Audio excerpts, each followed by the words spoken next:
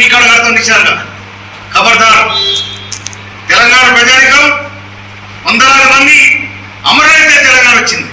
ఈ అమరత్వాన్ని చూసిన సోనియా గాంధీ గారు ఇలా తెలంగాణ ఇచ్చిన తెలంగాణను బాగు చేసుకోవడానికి మా ప్రయత్నాలు మీకు జరుపుతా ఉన్నాయి. మీకు రాజధాని లేదు, మీకు రాజధాని లేదు. రాజధాని కోసం నాలుగు తంటాలు పడుతుంది. మీరు అక్కడ బాగు చేసుకోండి. అన్నదమ్ములో కలిసిందాం. కానీ మా ఇంట్లో మా పొయ్యిలో మీరు అడుగు పెడితే పొయ్యి కాలుద్దన్న సంగతి మర్చిపోతుంది. మా సిలిండర్ని నింపేయడానికి ప్రయత్నం చేస్తా ఉన్నారు. కానీ ఆ సిలిండర్ ద్వారా మేము వండుకొని తింటున్నాం. మాలో ఇబ్బంది పెట్టకండి.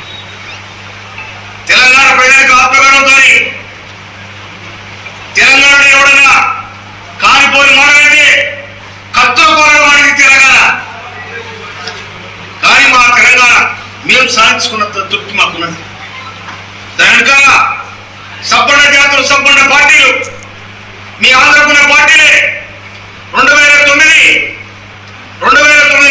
డిసెంబర్ నవంబర్ 9 తారీఖున ప్రకటిస్తే రాజీనామా చేసి వచ్చిన తెలంగాణ ఎక్కదీసే ప్రయత్నం చేసింది.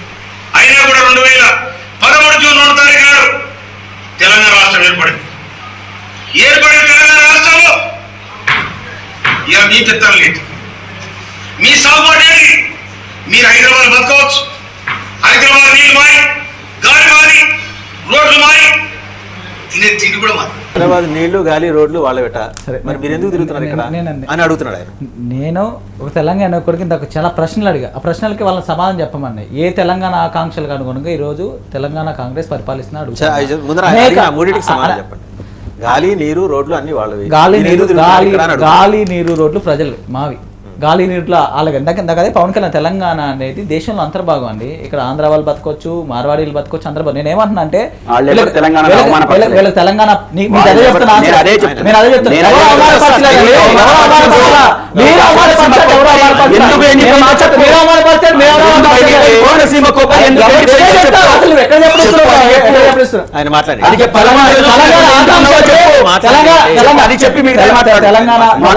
ఆంధ్ర పాలకులు వీళ్ళకి ఫ్రెండ్స్, బీఆర్ఎస్కి కాంగ్రెస్కి.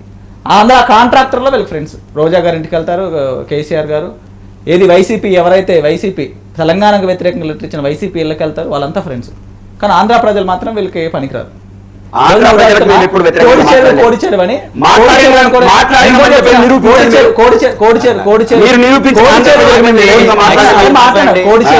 కోడిచేరు అని మాట్లాడతారు. నేను చెప్పిన ఆ రోజు చెప్తున్నాం, ఈ రోజు చెప్తున్నాం. శిఖము పట్టం ఉంది. మేము అన్ని 30-40 సంవత్సరాల రికార్డు ఉన్న భూమిని పవన్ కళ్యాణ్ గారు కొనుక్కున్నారు. దాన్ని కబ్జా ఎట్లంటే మీ నుంచి నేను కొనుక్కున్నాను, కబ్జా అన్నారు కదా. 30 సంవత్సరాల రికార్డు ఉంది. ఒకవేళ నిజంగా పవన్ కళ్యాణ్ కబ్జా చేస్తే నేను పవన్ కళ్యాణ్ గారు కూడా ఇదే స్టేట్మెంట్ ఇచ్చారు. ప్రభుత్వాన్ని చర్యలు తీసుకోమనండి, లేకపోతే నిజంగా పవన్ కళ్యాణ్ కబ్జా చేసి చెప్తే హ్యాండ్ ఓవర్ చేస్తే నేను తెలంగాణ ప్రభుత్వం రాసేసి చెప్పారు. 3 అధికార ప్రతినిధులు ఉన్నారు. పవన్ కళ్యాణ్ గారు ఎక్కడ దొరుకుతారని రంధ్రాన్వేషణ చేసే 3 అధికార ప్రతినిధులు ఈ డిబేట్లో ఉన్నారు. వాళ్ళకి ఇదే నేను సవాల్ విసురుతున్నా. ప్రభుత్వం మీద ఒత్తిడి తీసుకురండి. అది పవన్ కళ్యాణ్ గారు చెరువు కబ్జా చేశారని తీసుకురండి. పవన్ కళ్యాణ్ గారి దగ్గర చెరువు లాక్కోండి. నేను ఇదే చెప్తా ఉన్నా కాంగ్రెస్ అధికార ప్రతినిధికి, మిగతా అధికార ప్రతినిధులకి. ఆర్డీఓ కంప్లైంట్ ఇవ్వండి, ఎంఆర్ఓ కంప్లైంట్ ఇవ్వండి, హైడ్రా కంప్లైంట్ ఇవ్వండి. ఇంకొకటి, తెలంగాణ పుట్టింది, జనసేన పార్టీ పుట్టింది తెలంగాణలో అండి. 2014లోనే తెలంగాణ ఇన్ఛార్జిని ప్రకటించారు. వైస్ ప్రెసిడెంట్ని ఆంధ్రాకి తెలంగాణకు సంబంధించిన వైస్ ప్రెసిడెంట్ ఇక్కడ ప్రకటించారు. మేము ఇక్కడ ఎమ్మెల్యే ఎలక్షన్స్లో పోటీ చేసినాం, ఎంపీటీసీలో పోటీ చేసినాం, జెడ్పీటీసీలో పోటీ చేసినాం, ఎంపీగా ఎలక్షన్లో పోటీ చేసినాం. ఈరోజు నాకు 4500 ఓట్లు వచ్చినాయి. ప్రజలు ఓట్లే లేదా? తెలంగాణ ప్రజలు కాదు నాకు ఓటేసింది. కూకట్పల్లిలో 40,000 ఓట్లు వచ్చినాయి. తెలంగాణకు ప్రజలు కాదా మాకు ఓట్లేసింది? హైదరాబాద్ ప్రజలు కాదా మాకు ఓట్లేసింది? వీళ్ళెవరని చెప్పడానికి మా పాలసీ 2014లో డిసైడ్ చేసుకున్నాం. తెలంగాణ ఆంధ్రప్రదేశ్లో పార్టీ ఉంటుంది, తెలుగు ప్రజల కోసం పార్టీ ఉంటుందని మేము డిసైడ్ చేసుకున్నాం. మా పాలసీ వైసీపీ వాళ్ళు చెప్పడానికి ఎవరు ఆయన అంతర్గత రాజకీయాల గురించి మాట్లాడతారు. మా పార్టీలో పదవులు ఇచ్చేది నీకెందుకయ్యా? నీ పార్టీ చూసుకో.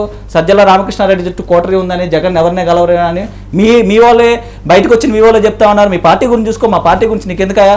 చెప్తా ఉన్నారు పరిపాలన గురించి. మీకు 11 సీట్లు ఇచ్చారు. రేపు పొద్దున మా పరిపాలన బాగుంటే మళ్ళీ అధికారానికి ఇస్తారు, లేకపోతే ప్రజలు మీలాగా కూర్చోబెడతారు. ఈ రోజు 75 సంవత్సరాలుగా కరెంట్ లేని, రోడ్లు లేని గ్రామాలకు పవన్ కళ్యాణ్ గారు వచ్చిన తర్వాతే రోడ్లు వేస్తున్నారు. ఈ రోజు పంచాయతీ, గ్రామ పంచాయతీ అభివృద్ధి ఎట్లా ఉందో చూడండి. పర్యావరణ శాఖ ఎట్లా ఉంది చూడండి, అటవీ శాఖ ఎట్లా ఉంది, శాస్త్రీయ సాంకేతిక శాఖ ఎట్లా ఉంది. మీరు సర్టిఫికేట్ ఇవ్వాల్సిన అవసరం పవన్ కళ్యాణ్ గారి పరిపాలనకి. మీరు సర్టిఫికేట్ ఇవ్వాల్సిన అవసరం, ప్రజలు సర్టిఫికేట్ ఇస్తారు. మీరు ప్రతిపక్ష పాత్ర పోషించండి. ఫస్ట్ ప్రతిపక్ష పాత్రను పోషించండి. మీ 40% ఓట్లు ఇచ్చారు.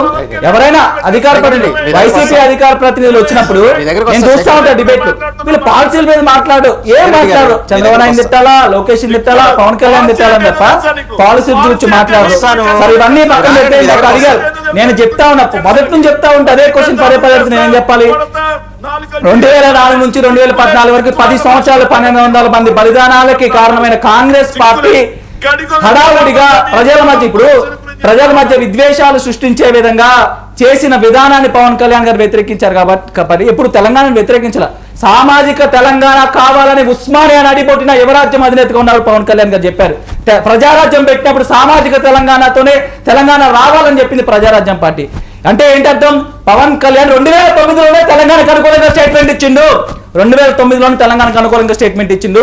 ఆయన తెలంగాణలో ఉన్న స్వార్థ అవినీతి రాజకీయ నాయకుల గురించి ప్రశ్నిస్తారు తప్ప తెలంగాణ ప్రజలు ఎందుకు ప్రశ్నిస్తారండి? తెలంగాణ ప్రజలంటే ఇష్టం ఉంది కాబట్టి కరోనా టైంలో 2 కోట్ల రూపాయల సహాయ నిధికి కేసీఆర్ గారు ఇచ్చారు. జిహెచ్ఎంసీ వరదలు వచ్చినప్పుడు 2 కోట్ల రూపాయల సహాయ నిధి కిందకి ఇచ్చారు. మా లాంటి రాజకీయ అవకాశాలు కల్పిస్తారు. ఇక్కడ అన్న ఉన్నారు గౌతమ్ ప్రసాద్ గారు, దయచేసి నాలా బీఆర్ఎస్ లో టికెట్ తెచ్చుకోమనండి. ఏం తెలంగాణ వ్యక్తి, తెలంగాణలో విద్యార్థి నాయకుడిగా పనిచేసింది పాపం, నాలా ఒక టికెట్ తెచ్చుకోమని దయచేసి ప్లీజ్. పాపం బీఆర్ఎస్ కోసం వంత పాడుతుండ్రు.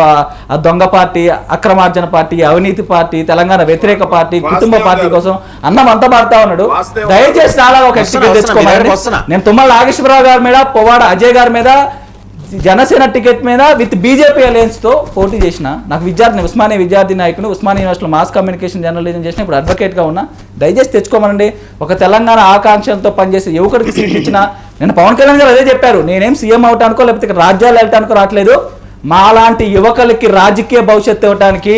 ఎందుకంటే కాంగ్రెస్ పార్టీ ఇవ్వదు మాకు, బీఆర్ఎస్ పార్టీ ఇవ్వదు, సిపిఎం ఇవ్వదు, సిపిఐ ఇవ్వదు, ఏ పార్టీ ఇవ్వదు ఇక్కడ మాకు రాజకీయ భవిష్యత్తు.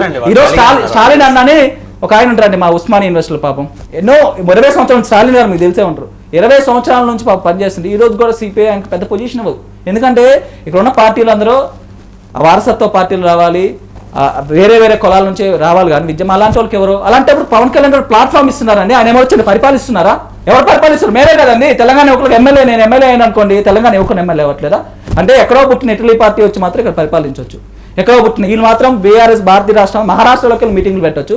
ఇక్కడ తెలంగాణ ప్రజల సొమ్ముతో సంపాదించిన అక్రమ సంపాదన తీసుకెళ్లి 50 కార్లు 100 కార్లు 500 కార్లు వేసుకొని మహారాష్ట్రలో మీటింగ్లు పెట్టచ్చు, మహారాష్ట్రలో బిల్డింగ్లు కట్టచ్చు, మహారాష్ట్రలో పార్టీ ఆఫీసులు కట్టచ్చు. ఏం ద్వంద్వనీతి అనేది? ఆంధ్రప్రదేశ్ ప్రజలు ఆంధ్రప్రదేశ్ లో పార్టీ పెట్టచ్చు. పవన్ కళ్యాణ్ గారు పడతారు ఎందుకని? పవన్ కళ్యాణ్ ఏం తప్పు చేసి పడతారని అంటే పవన్ కళ్యాణ్ గారు క్రేజ్ ఉంది, పవన్ కళ్యాణ్ అంటే హైలైట్ అది. ఏదో కూడా మాట్లాడుతున్నారు స్పీచ్లు ఇచ్చుకుంటూ. మీరు హైలైట్ అవ్వాలనుకుంటే ఎట్లనే మాట్లాడాల్సిన అవసరం లేదు. మీరు డిబేట్ వచ్చి హైలైట్ ఎట్లనే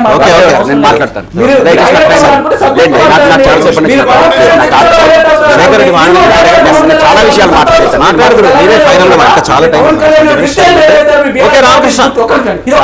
పవన్ కళ్యాణ్ గారు తిడితేనే మీ బీఆర్ఎస్ పార్టీ గుర్తిస్తుంది, మిమ్మల్ని మంచి పొజిషన్ ఉంచుదంటే తిట్టండి. పవన్ కళ్యాణ్ గారు రామకృష్ణ గారు ఆగండి క్విక్ గా ఆయన మాట్లాడతారు, తర్వాత మళ్ళీ గౌతమ్ ప్రసాద్ గారు. సార్ ఒక్క విషయం సార్,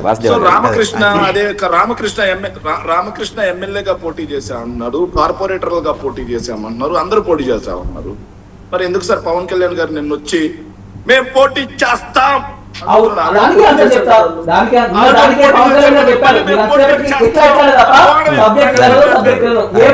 ఆయన మాట్లాడండి.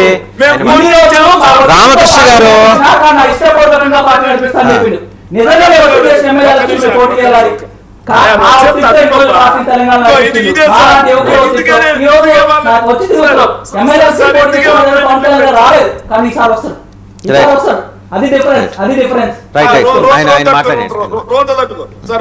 సార్ వరంగల్లోకి వచ్చి ప్రచారం చేసి కేసీఆర్ ని తాటదేస్తా అన్నది ఎవరు సార్? అప్పుడు ఎన్నికలు కాదా, రాజకీయం కాదా? అది 12 ఏళ్ళు నేను తెలంగాణ రాజకీయమే చేయలా. కాదండి ఆయన మాట్లాడండి ప్లీజ్.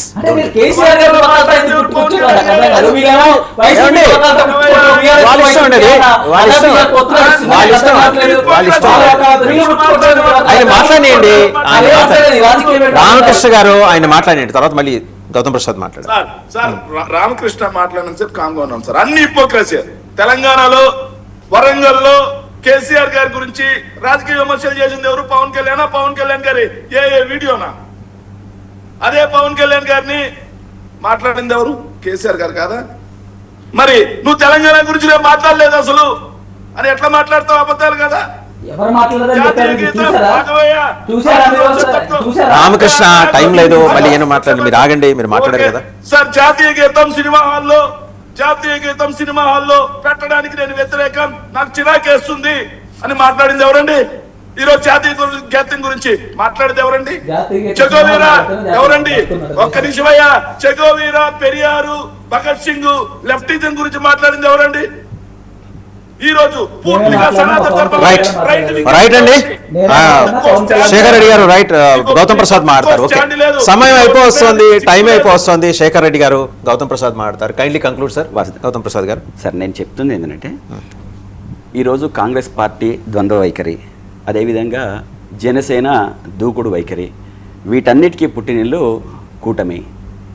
ఆంధ్రాలో ఉన్న కూటమి ఇక్కడ పెట్టడానికి, బీఆర్ఎస్ని దెబ్బతీయడానికి వీళ్ళు చాలా ప్రయత్నాలు చేయడానికి చాలా ముందుకు వస్తున్నారు. సరే, అది మాట్లాడుకుందాం. నేనేమంటున్నానంటే వేరే రాష్ట్రాలకు మేము ఎక్స్పాన్షన్ కోసం లేదా బీఆర్ఎస్ పెట్టిన దాంట్లో మేము తెలంగాణ రాష్ట్రంలో ఏ విధంగా అయితే అభివృద్ధి చేసినామో మిగతా భారతదేశంలో ఉన్న మిగతా 28 రాష్ట్రాలకు కూడా అదే అభివృద్ధిని అందించామని చెప్పేసి మేము పెట్టినాం. కానీ అక్కడ ఏ రాష్ట్రం యొక్క ప్రజలకు మేము వ్యతిరేకంగా మాట్లాడలేదు, ఏ రాష్ట్ర ప్రజల ఆత్మగౌరవాన్ని మేము దెబ్బతీయలేదు, ఏ రాష్ట్ర ప్రజలకు మేము అవమానపరచలేదు. కానీ అదేవిధంగా ఇగో ఇదే మీరు ఇది చేస్తే నేను వ్యతిరేకంగా మాట్లాడతాను. టైం అయిపోతుంది.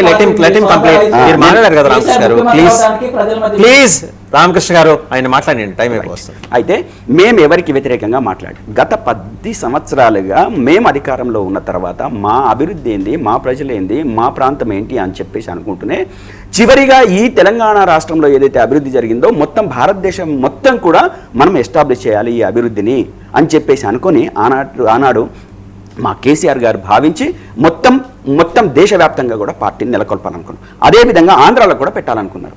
మేము ఆంధ్ర ప్రాంతంలోకి వెళ్ళి మేము ఆంధ్ర ప్రాంతంలో అంతకు ముందు మేము ఎక్కడా కూడా ఉద్యమ సమయంలో ఏదైతే మేము తెలంగాణ రాష్ట్రం కోసం మాట్లాడిన మాటలు ఏవైతే ఉన్నాయో మేము 10 ఏళ్ల కాలంలో ఎప్పుడు ఆంధ్ర ప్రజలకు మేము వ్యతిరేకంగా మాట్లాడలేదు. ఇప్పటికైనా మేము మాట్లాడము. మేము మాట్లాడేది ఆంధ్ర పెట్టుబడిదారులకు, అదేవిధంగా ఆంధ్ర మోసపు మాటలు మాట్లాడే వాళ్ళకు వ్యతిరేకంగా మేము మాట్లాడతాము. అదేవిధంగా ఇదే పవన్ కళ్యాణ్ గారు ఈ తెలంగాణ రాష్ట్రానికి ఒక దిష్టిబొమ్మగా చిత్రీకరించి 11 రోజులు మా తెలంగాణ రాష్ట్రం ఏర్పడితే తినకుండా ఉంది, అదేవిధంగా వేరే విధంగా మమ్మల్ని అవమానపరిచి ఈ రోజు తెలంగాణ రాష్ట్రానికి వచ్చి మేము రామకృష్ణ గారికి మాట్లాడదాం, లేకపోతే నేను తనని మాట్లాడలేదు. నేను అంతకంటే చాలా విషయాలు ఉన్నాయి మాట్లాడడానికి.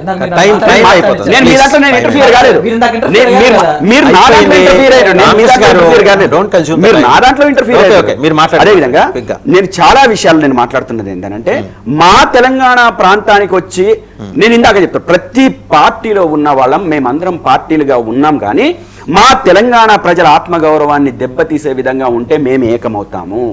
ఇది వాస్తవము. పార్టీలకు అతీతంగా ప్రజలందరూ కూడా ఏకమవుతారు. మా ప్రాంతానికి అవమానపరిస్తే, అవహేళన చేస్తే, వెకిలి మాట్లాడితే మేము ఖచ్చితంగా ఏకమవుతాము. Right, thank you Gautam Prasad గారు, మిరియాల రామకృష్ణ గారు, శేఖర్ రెడ్డి గారు, అలాగే కాంగ్రెస్ పార్టీ కృష్ణదేజ్ గారు, అందరికీ ధన్యవాదాలు. సో ఎవరయ్యా జాగీర్ అంటే ఎస్ ఇది మా అయ్యాల జాగీర్ అని పొన్నం ప్రభాకర్ సమాధానం ఇచ్చాడు. అంటే కాంగ్రెస్ పార్టీ చాలా దూకుడు మీద ఉంది.